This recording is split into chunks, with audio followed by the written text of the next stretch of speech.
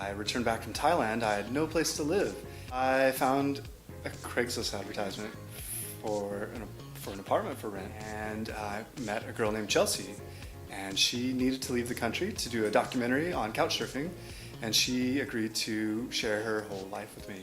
So I rented her apartment, and I rented her furniture and her friends and her car, and she got me set up in San Francisco for about 2 months, and it was extremely awesome of her to do that. To get a little help with gas, I posted an ad and to see if anybody needed a ride from LA to San Francisco.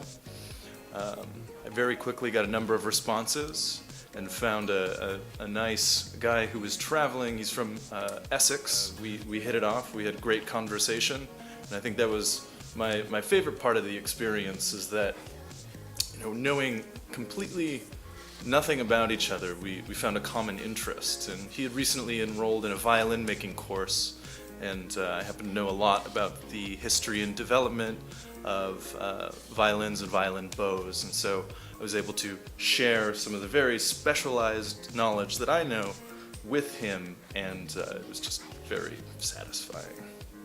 To get a little help with gas, I posted an ad and to see if anybody needed a ride from LA to San Francisco.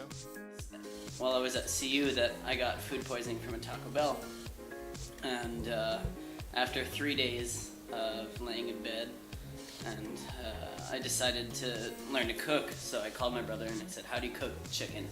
I put in some oil and salt, pepper, and chicken, and lo and behold, 10 minutes later I had a knock on the door, and it was my friends from down the hall who had smelled it, and before I knew it, I had 10 people in my room and I was sharing chicken with them. It was then that I realized that if I learned to cook, I'd be healthier, I'd make more friends, and it was a skill I could travel with, and that's why I decided to go to culinary school. Raining, I had 2 umbrellas with me, and I saw this father and son with an umbrella. They were running, getting wet and drenched. So I just whipped out my extra umbrella and gave it to the man and the son, and we shared an umbrella, we shared a moment. He was grateful, and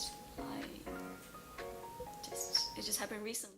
I had heard about Airbnb for a long time before that, but I never actually taken advantage of the lodging opportunities that are available through Airbnb. For our 2nd anniversary, I got another Airbnb space up in the Ukiah area. This awesome recording studio come master bedroom suite, and just the perfect place for us to be for a long weekend out of San Francisco. And now I am a total space sharing, lodging sharing convert. And so we were down in Montpellier, and he and I decided that we wanted to go rock climbing together. So I had just brought my shoes and a harness, but we didn't have a rope because that's big and heavy, and unfortunately that's pretty critical for rock climbing. So we used a European ride-sharing service to find a ride to get us from Montpellier to Marseille, and we just picked someone who was going. It was like the afternoon that my friend's classes had ended, so he was free for the week, and this person was driving to Marseille, so we said perfect. And it turns out that they had a climbing rope.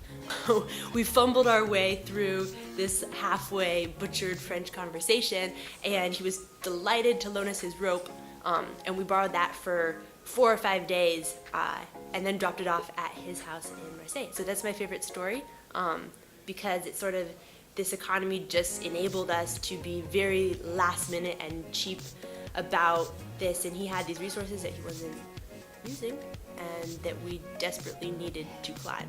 I was able to go to the farmer's market and ask the farmers at the end of the market if they had any food that was going to go to waste, and they say of course. And what we did was we took some of that food and we took it to Hayes Valley Farm and we gave it away to anybody who wanted to come get it. We would have thousands of pounds of food. We did it in late summer and early fall, so lots of great cherries, bitter melon, which I'd never seen before in my life, and all sorts of great stuff. And we gave away probably 10,000 pounds of food over about 2 months.